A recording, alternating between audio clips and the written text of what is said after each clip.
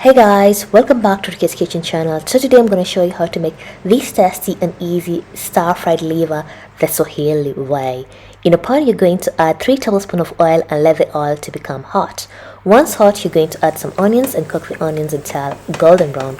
Once golden brown, then you're going to add the liver. Make sure you've removed the outer skin of the liver and you've soaked the liver in the milk for approximately 5 to 10 minutes. It's optional to do this step.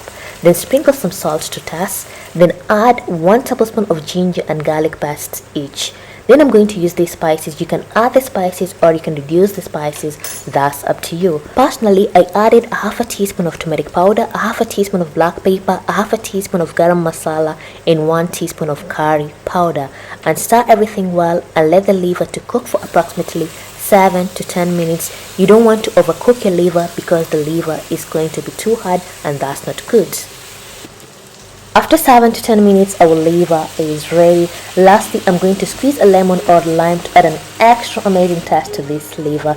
And after 1 minute, our liver is ready and served in a bowl. You can eat it along with some ugali, chapati, rice, or anything that you like and enjoy your stir-fried liver. Thank you so much for watching my video, and if you have enjoyed, please kindly do subscribe in all my social media platforms. I use Rukia Laltia or Rukia's Kitchen. Subscribe and share, and don't forget to like, and see you next time. Doo-doo!